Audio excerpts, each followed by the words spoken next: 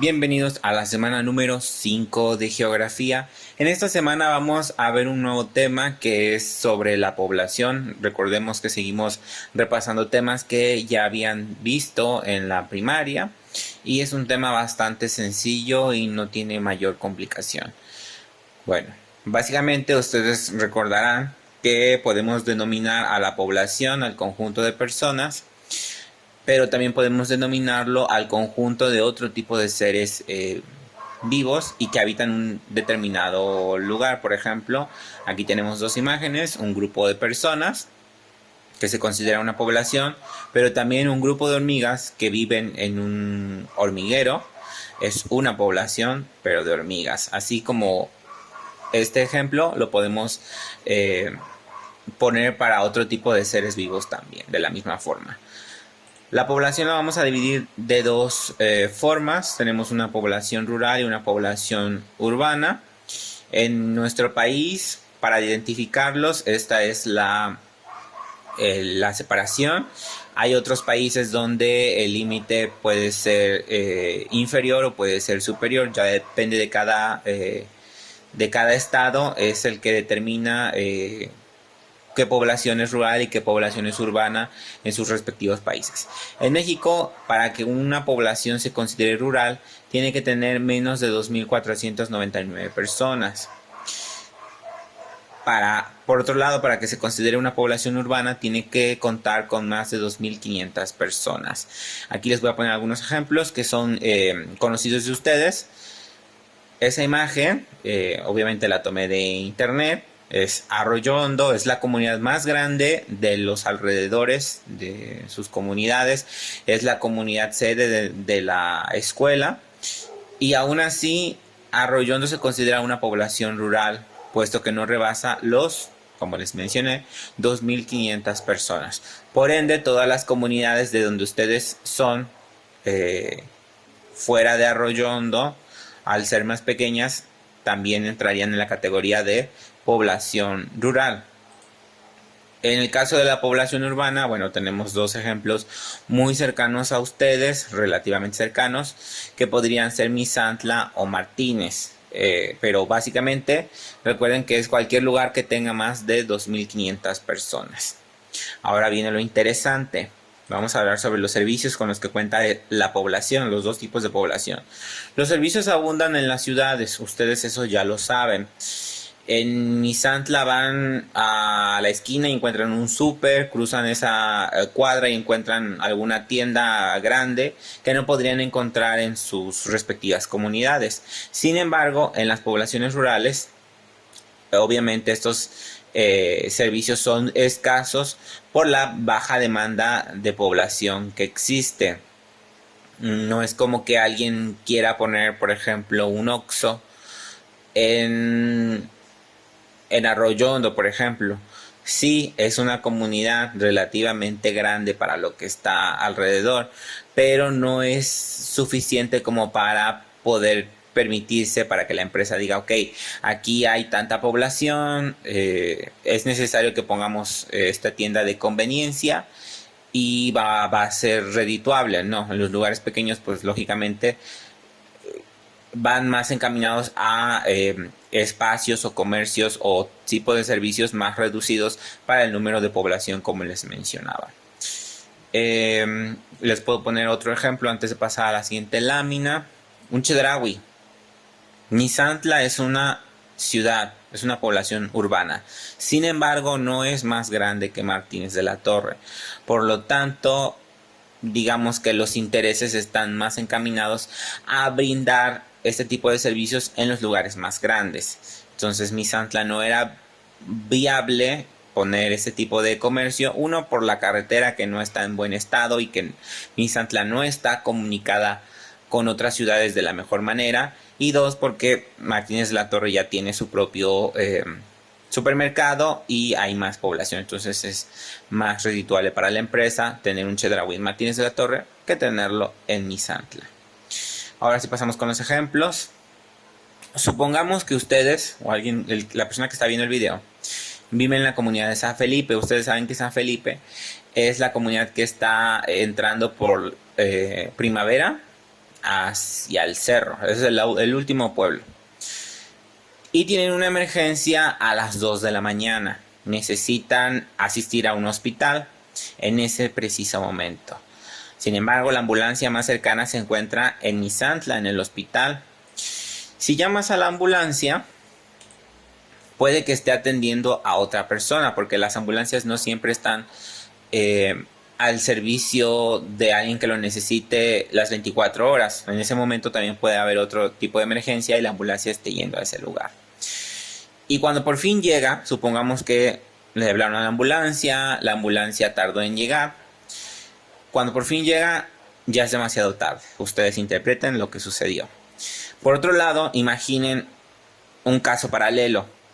Ustedes viven junto a un hospital en la ciudad de Misantla y en cualquier situación o en cualquier circunstancia, ustedes pueden acudir de manera imprevista para que reciban atención médica.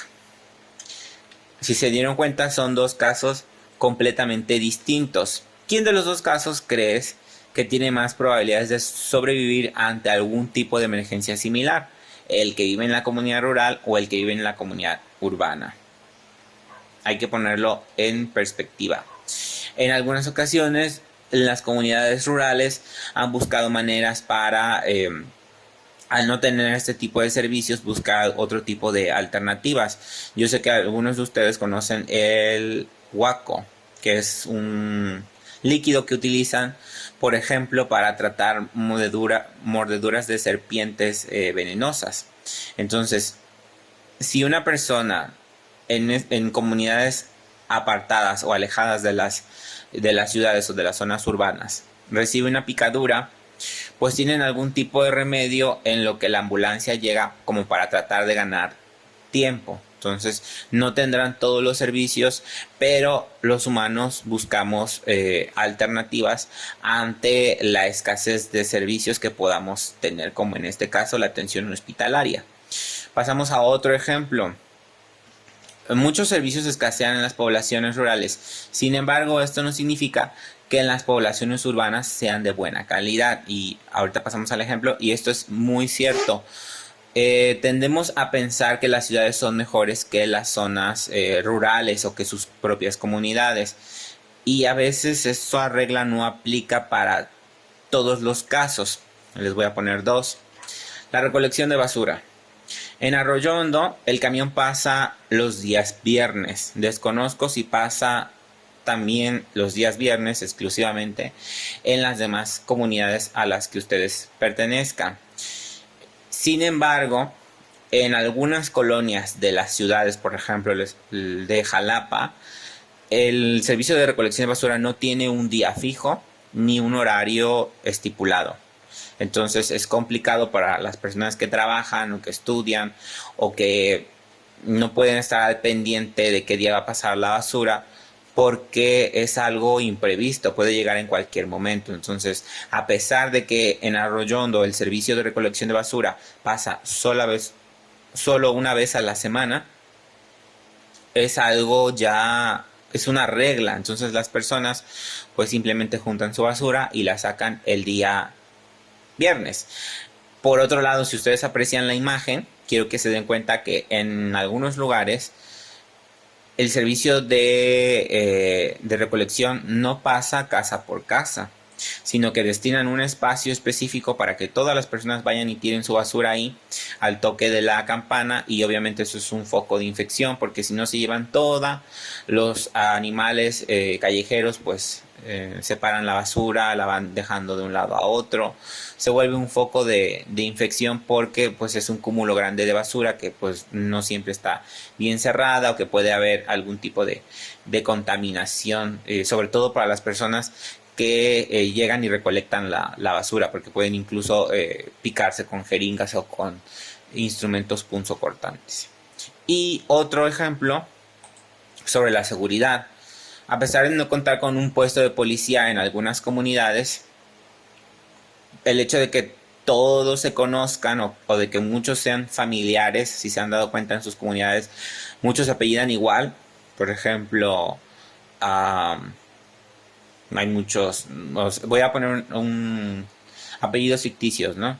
Pero supongamos que hayan López, muchos López en sus comunidades y todos sus vecinos sean López Pérez, Pérez López, López López, Pérez Pérez, López Álvarez, Álvarez López. Entonces, todos son prácticamente familia, quizá no tan cercana, pero sí son conocidos. Entonces, esto tiende a tener un vínculo más íntimo entre los pobladores de ese lugar y hace más seguro, entre comillas, esos lugares si lo comparamos con algunas colonias de las ciudades donde ya encontramos pandillas o encontramos grupos delictivos que se organizan o se pueden juntar en algunas esquinas particulares y de esa forma pues es un poco complicado pasar por ahí de noche. Sin embargo, pues en los pueblos no siempre sucede como en este caso, ¿no? Bueno, ahora sí, vamos a pasar con la actividad. Ya que les di algunos ejemplos sobre ventajas y desventajas o sobre los puntos de vista que tiene el hecho de que haya o no haya este tipo de servicios, ustedes desde su perspectiva, de lo que ustedes entendieron y de lo que ustedes pueden observar en sus comunidades, van a sacar 10 ventajas, si quieren en forma de lista, en su libreta obviamente, o si lo quieren escribir corrido como ustedes gustan, 10 ventajas de vivir en una zona rural, así como 10 desventajas de vivir en zona rural, es decir, qué es lo bueno de vivir en zona rural y qué es lo malo de vivir en zona rural, que son las comunidades de ustedes. También les pongo 10 ventajas de vivir en una zona urbana y 10 desventajas de vivir en una zona urbana. Sé que ustedes no viven en una zona urbana, por eso les pongo ahí la leyenda, que tienen conocidos y pueden preguntarles, oye, fulano de tal, ¿cómo tú vives en Misantla o tú vives en Martínez o tú viviste en Martínez o en Misantla? ¿Cuáles son tus opiniones? ¿Cuáles son los puntos negativos o positivos que tiene vivir en esos lugares? Y de ahí ustedes pueden obtener esa información. En caso de que no lo quieran hacer así, no se preocupen. Ustedes tienen la capacidad de deducir cuáles serían esas ventajas y esas desventajas solamente con la observación y el análisis que ustedes puedan realizar o hayan realizado las veces que hayan visitado estas dos ciudades o alguna otra ciudad en específico. Y bueno, esto sería prácticamente todo. Es un tema muy sencillo, como les dije. Nos vamos a reunir. Todavía no sé a qué hora nos vayamos a reunir porque tengo otro compromiso y no sé a qué hora acabe, pero yo les estaré avisando en el momento en que podamos reunirnos para dudas, aclaraciones, sugerencias y todo lo relacionado con este tema y la asignatura.